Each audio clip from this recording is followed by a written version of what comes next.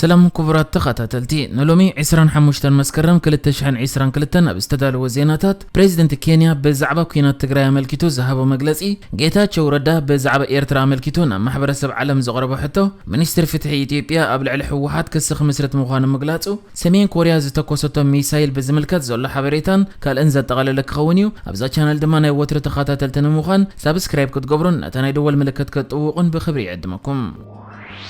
ኣብ ትግራይ ዝካየድ ዘሎ ኩናት ኣብ ቀርኒ ኣፍሪቃ ዘይምርግጋእ የበገስ ከም ዘሎን ነታ ብደቡብ ጎረቤት ኢትዮጵያ ዝኾነት ሪፐብሊክ ኬንያ ድማ ዓብ ስክፍታ ኮይኑ ምህላው ሓድሽ ፕሬዝደንት ኬንያ ዊልያም ሩቶ ገሊጹ ኣብዚ ወርሒ ካብ እሁሩ ኬንያታ ስልጣን ዝተረከበ ዊልያም ሩቶ እቲ ግጭት ንኹሎም ዘባውያን ኣህጉራውያን ኣካላት ዘተሓሳሰብ ምዃኑ በመግላጽ ነቲ ናብ ጎረቤት ግዝኣታት ከሰጋገር ዝኽእል ግጭት ንምፍታሕ ብህፁፅ ገለ ነገር ክግበር ኣለዎ ክብል ኣመልኪቱ ፕሬዝደንት ሩቶ ምስ ቴሌቪዥን ፈረንሳይ 24 ናብ ዝገበሮ ቃለ መሕተት ኢትዮጵያን ኬንያን ኣብ ቀርኒ ኣፍሪቃ ዝለዓለ ቆጠባ ዘለውን ከም ምዃነን መጠን ኣብ ውሽጢ ቀርኒ ኣፍሪቃ ምርግጋእ ክፍጠር ምእንቲ እቶም ተጻረርቲ ወገናት ናብ ማዕድል ዝብ ንምምጻእ ጻዕሪ ክካየድ ከም ዘለዎ ይሓቢሩ ንሱ ኣብ ዘረብኡ እዚ ንዓና ዓብ ስክፍታ እዩ ዘይርግእቲ ኢትዮጵያ ንኬንያ ሓደገኛ እያ ምክንያቱ እተን ክልተ ሃገራት ኣብ ውሽጢ እቲ ዞባ ዝዓበየ ቆጠባ ዘለወን እየን እዚ ድማ ኬንያ ሓዊሱ ካብ ኩሎም ኣካላት ቁልጡፍ ስጉምቲ ክውሰድ ዝጽውዕ እዩ ክብል ተዛሪቡ ፕሬዝደንት ኬንያ ዊልያም ሩቶ ነቲ ግጭት ንምውጋድ ንምሕጋዝ ዘለዎም ተወፋይነት ብምግላጽ ነቲ ቅድሚኡ ዝነበረ እሁር ኬንያታ ኣብ ልዝብ ኢትዮጵያ ልኡኽ ኮይኑ ክመረጽ ምውሳኑ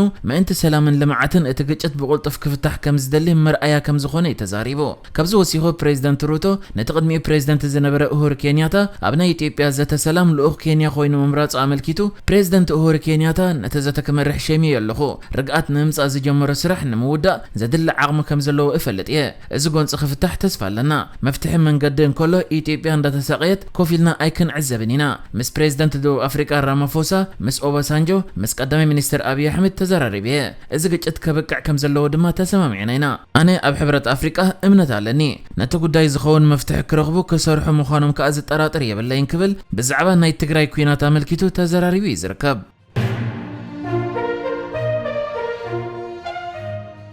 ኣብ ትግራይ ዘሎ ኩናት ሕጂ ወንጌና ቀጻል ኣብ ዘለዎ እዋን ሕብረት ኣፍሪቃን ሕብረት መንግስታት ኣሜሪካን ንምትእታው ኤርትራ እንታይ ግብረ መልሲ ክህቡ እዮም ክብል ወኣበቃል ትግራይ ጌታቸው ረዳ ናብ ማሕበረሰብ ዓለም ዝቐንዕ ሕቶ ዝርከቦ መግለጽ ዘርጊሑ ኣብቲ ጌታቸው ረዳ ብዕላው ናይ ትዊተር ሕሳቡ ዘርጊሕዎ ዘሎ ጽሑፍ ከዓ ቃል ብቃሉ ትግራይ ነፍሳ ትከላኸልን ብብሉጽ መልክዑን ትከላኸልን ኣላ አብይ ኣሕመድን ኢሳያስ አፈወርቅን ዝሓለፈ ሙሉእ ወርሒ መስመር ምክልኻልና ክሰብሩ ጻዕሪ ክገብሩ ጸኒሖም እኳ እንተነበሩ ፍረ ኣይረኸቡን ብርገጽ መርገጽታትናን ካልእን ክንከላኸል ኢና حتى حبرت أفريقان أمريكان بزعبة درجان عمتات ترئيس له ناي إيرترا قلص متحس أهجرا وحجي انتي يبليو بزعبة قدسنا جزءته حدنت إثيوبيا درجة بهايمونته وملك عبز مسلا جباب كسبكم مصنحهم ريخة مستني إيرترا ناي سجرد بناي زر مدفع عندها كم يكون بريوم انتنا ناي أبن إسياسا حسب جنا تجري نتني هلك عسلة نرأسه وسانيون فتحي بعبي دمان هلاو يوكك ألس بزغورة هز بن سراويتن كم زي الدارك كتجبرت أني حنالان أبين تحبرتون عبيت خسارات يخسروا لو كبليو بزعبه متأتاو إيرترا ملكيتو ጌታቸው ረዳና ማሕበረሰብ ዓለም ሕቶ ኣቕሪቡ ዝርከብ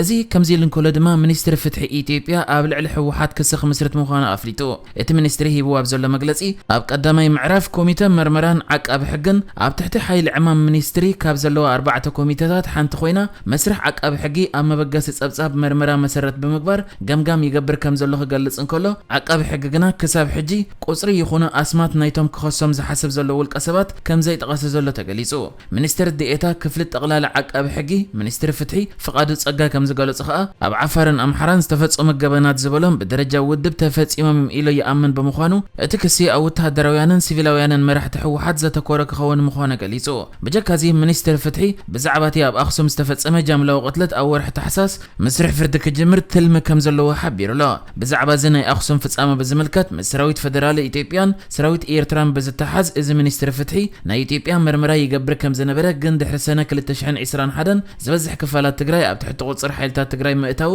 እቲ ምርመራ ተቋሪጹ ከም ጸንሐ ተገሊጹ ኣሎ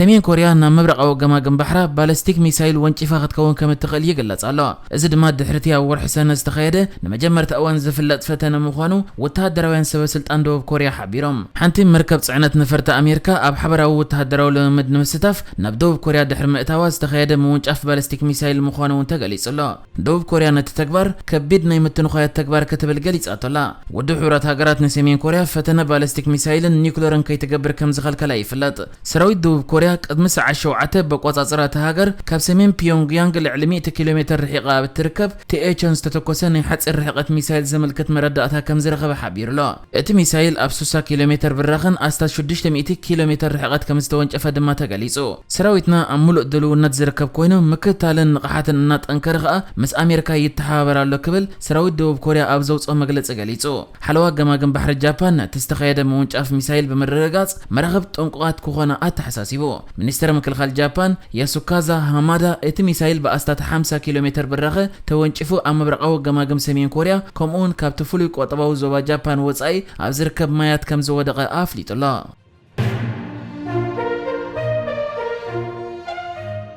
ፕሬዚደንት ሃገር ኢራን ኢብራሂም ራይሲ ድሕርቲ ልዕሊ ሓደ ሰሙን ዝገበረ ተቃውሞታት ኣንጻር መንግስቲ ኣብ ልዕሊ ተቃወምቲ ስጉምቲ ክውሰድ ምዃኑ ኣፍሊጡ። እቲ ፕሬዚደንት ነቲ ናብ መብዛሕትኡ ከባቢታት እቲ ሃገር ዝተላብዐ ተቃውሞ ብዕቱብ ንምፍታሕ ቃል ኣትዩ ኣሎ። ኢራናዊት መንእሰይ ማህሳ ኣሚኒ ጉልባብ ርእስን ገጽን ኣይተኸደንክን ብዝብል ኣብ ትሕቲ ቀይዲ ፖሊስ ድሕሪ ምእታዋ ስዒቡ ህይወታት ስለዝሰኣነት ህዝባዊ ናዕብታት ከም ዝተበገሰ ይፍለጥ። ከም ሳዕቤኑ ኣስታት 35 ሰባት ከም ዝተቆትሉ ሰበስልጣናት ሃገር ገሊጾም ኣለዉ። እቲ ህኮትን ዕግርግርን ድማ ኣብ ካልኦት ከተማታት እውን ቀጺሉ ኣሎ። ማህሳ ኣሚኒ ኣብ ትሕቲ ቀይዲ ፖሊስ ዝኣተወት ሕጊ ኣከዳድና ጉልባብ ርእሲ ጥሒሳ ዝብል እዩ። ፖሊስ ንማህሳ ኣሚኒ ኣብ ውሽጢ መኪና እእትዩ ከም ዝወቕዓን ናብታ መኪና ክሳብ ምግጫው ዝበጽሕ ስጉምቲ ከም ዝወሰደላን እዩ ዝግለጽ። ፖሊስ ግና ነዚ ብምንጻግ ኣብ ልዕሊኣ ሃስያ ከም ዘብጽሐ ዘረጋግጽ መረዳእታ የለን ክብል እዩ እታ መንእሰይ ብድኻም ልቢ ዓሪፋ ዝብል ዘሎ። ፕሬዚደንት ኢራን ራይሲ ኣማውታ ማህሳ ክጻረ ምዃኑ ከም ተገለጸ ሚኒስተር ድሕነት ውሽጢ ዓዲ ኣሕመድ ሸሃደ ግን እታ መንእሰይ ዝኾነ ይኹን ዓይነት መውቃዕቲ ከም ዘይበጽሐ ተዛሪቡ። ንሱ ብናይ ተቆጻጸርቲ ኣካላት መረዳእታ መሰኻኽር ዓይኒ ቪድዮታትን ውጽኢት ምርመራን ወላ ሓንቲ መህረምቲ ከም ዘይበጽሐ ተረጋጊጹ ይክብል ተዛሪቡ። ኣብ ማሕበራዊ ገጻት ዝዛወሩ ዘለዉ ቪድዮታት ከም ዘርእይዎ ኣብ ዝሓለፈ ሒደት መዓልታት ኣብ ብዙሓት ከተማታት እቲ ሃገር ናዕብን ዕግርግርን ተኸሲቶም ኣለዎ። ኣብ ከም ሰሜናዊ ምዕራብ ፒራን ሻህር ማሃባድን ኦርሚያን ዝበሃሉ ከባቢታት ድማ ሓይልታት ጽእታ ኣብ ልዕሊ ተቃወምቲ ሰባት ጠያይት እንዳተኮሱ ተራእዮም እዮም። ትማሊ ቀደም ድማ ኣብ ርእሰ ከተማ ኢራን ጠህራን ካልኦት ከተማታትን ተወሰኽቲ ናዕብታት ተላዒሎም ምንባሮም ተገሊጹ ኣሎ። ሰልፈኛታት ኣብ ሓደ ቦታ ነዘይ ምትእኻብ ናብ ብዙሓት ከባቢታት ይዘዋወሩ ከም ዘለዉ እዩ ዝግለጽ። ተቃወምቲ ኣብ ልዕሊ ሓይልታት ፀጥታ ናይ ቤንዚን ተፈንጃሪ ክድርብዩ ከለዉ ዘርእዩ ስእልታት ኣብ ማሕበራዊ ሚድያ ተጠቂዖም ኣለዎ። እዚ ከምዚ ኢሉ እንከሎ ድማ እቶም ለውጢ ዝጠልቡ ዘለዉ ኣካላት ውድብ ህዝብታት እስልምና ኢራን እቲ ብኣስገዳድ ዝግበር ዘሎ ናይ ኣከዳድና መምርሒኡን ክስርዝዎ ሰላማዊ ሰልፍታት ከፍቀዱን ሓቲቶም ኣለዎ። ንሕጂ ዝተዳለወ ዜናታት እዚ ነይሩ። ብካልእ ክሳብ ንራኸብ ሰላም ንዓኹም።